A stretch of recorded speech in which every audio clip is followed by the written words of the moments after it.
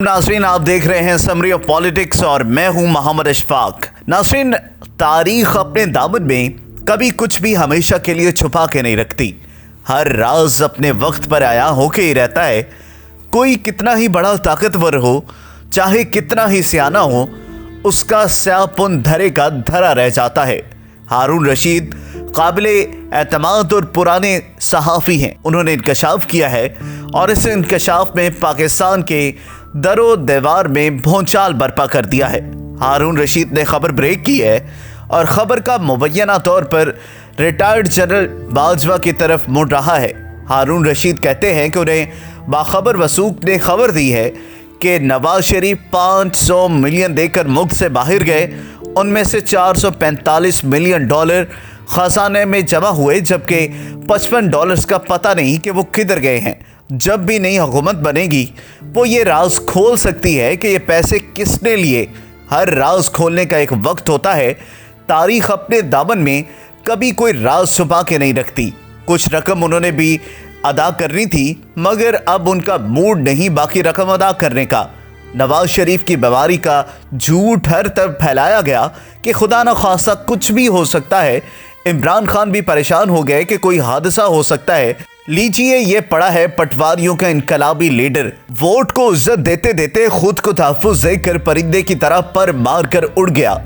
सबसे बड़ी बात, रियासत, मुल्क और कौम को धोखा देकर बाहर फरार हो गया। इसे लीडर मानने वालों की अकल पर मातम करने को दिल करता है। अब करें पटवारी इस मफरूर मुजरिम का इस्तकबाल फूलों के हार लेकर। ऐसे बुज़िल मफरूर के लिए जूतों के हार होने चाहिए और इससे सवाल होना चाहिए, बंदे तो आप बहुत ही मसलूम हैं, हर मर्तबा बीमारी का ढोंग करते हैं और मुल्क से बाहर चले जाते हैं। इस पर मसलूमियत का डरामा करते हैं। इसको एतराज़ है कि लोग उनकी बीमारी का मजाक उड़ाते हैं। जाहिर है कि लोग अकल और शऊर रखते हैं। नौजवान नस्ल को आपका ख़ानदान बिल्कुल भी पसंद नहीं है कि हर रोज़ एक नया ड्रामा खुलता है। तुम मज़ीद नौजवानों की नज़र में गिरते चले जाते हो।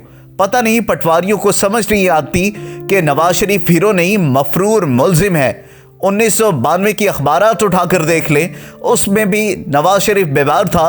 2001 के बाद नवाज शरीफ परवेज मुशर्रफ से डील करके बाहर भागा था। इस वक्त भी ये भगोड़ा था। नवाज शरीफ तारीखी भगोड़े हैं। जब इस मुल्क को ज़रूरत थी कि कोई उसके लिए डट कर खड़ा हो जाता, नवाज शरीफ डील करके अपने चाहने वालों को धोखा देकर मुल्क से फरार हो गया। दुनिया की तारीख में ऐसे लीडर भी मौजूद हैं जिनको ज़बरदस्ती मुल्क से जिला वतन किया गया जाता था, मगर नवाज शरीफ का शुमार उन लीडरों में होता है जो ज़बरदस्ती भाग कर जाते हैं। नवाज शरीफ को पाकिस्तान से लंदन भेजने पर $500 मिलियन लिए गए हैं। कौन हो सकता है वो? किसके पास इतना इख्तियार मौजूद था कि इमरान खान की मौजूदा हुकूमत अदलिया के सामने बेबस दिखाई देती थी। जब इमरान खान की हुकूमत ने कहा कि नवाज शरीफ सिक्योरिटी का नाम पर बॉन्ड वगैरह देकर जाए, लेकिन उसी अदलिया ने कहा था कि क्या यह हुकूमत नवाज शरीफ की जान की गारंटी देती है? हारून रशीद ने कहा कि अचानक नवाज शरीफ की बीमारी का ड्रामा रचाया गया कि नवाज शरीफ को किसी भी वक्त कुछ हो सकता है। किसी को क्या मालूम था कि खुफिया डील हो चुकी है, $500 मिलियन की पेमेंट हो चुकी है, अवाम को बेवकूफ़ बनाया गया है। सबसे काबिले तर्ज पटवारी हैं जिनको उनका लीडर अकेला छोड़कर मुल्क से बाहर भाग जाता है। पूरी कौम मालूम करना चाहती है आखिर वो कौन था जो ये सारे मामला डील कर रहा था और पैसे किसने लिए। कहीं वही तो नहीं जिसकी वजह से पिछले 8 माह से भौचाल आया हुआ है? कि यूं ही तो नहीं जिसका नाम लेना भी गुनाह समझा जाता है? जिसने नवाज शरीफ को बाहर भिजवाया था तो यकीनी तौर पर पैसे भी उसी ने लिए होंगे। अगर किसी को अभी भी शक है तो ये एक नज़र गुज़िश्ता 8 महीनों के वाक़यात पर दौड़ा लें कि किस तरह मुल्क और कौम का सौदा किया गया। अपनी और अपने हवारियों की चोरी बचाने के लिए एक ही शख्स था। इसने मुल्क की मोहब्बत, वतन, फौज के लिए हर शहरी के दिल में नफरत का बीज बो डाला और फौज को अपने ज़ाती मफाद के लिए इस्तेमाल किया। इस खबर के ब्रेक होने के बाद सारी उंगलियां मुबैना तौर पर जनरल रिटायर्ड बाजवा की तरफ उठ रही हैं। पाकिस्तानी लोग इस कदर अपने मुल्क की सियासत समझने लगे हैं कि इन्हें 2 मिनट में भी नहीं लगेगा बूझने में कि ये सब किस तरफ जा रहा है। नवाज शरीफ तो मुल्क को कंगाल करके गया था, अब इसका भाई 16 अरब माफ करवा के खुद को मासूम समझ रहा है और साथ ही साथ ये भी कहता है कि अल्लाह के फजल से हम सब आज़ाद हुए, हम तो बेगुनाह थे।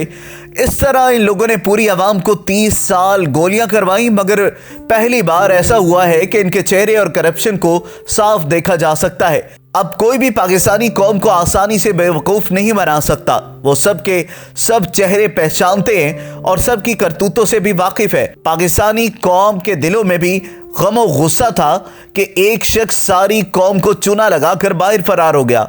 अगर ये पैसा खजाने में जमा हुआ होता फिर तो अच्छी बात है, लेकिन अगर किसी ने जाती तौर पर रख लिया हो तो बात काबिले मुजम्मत है।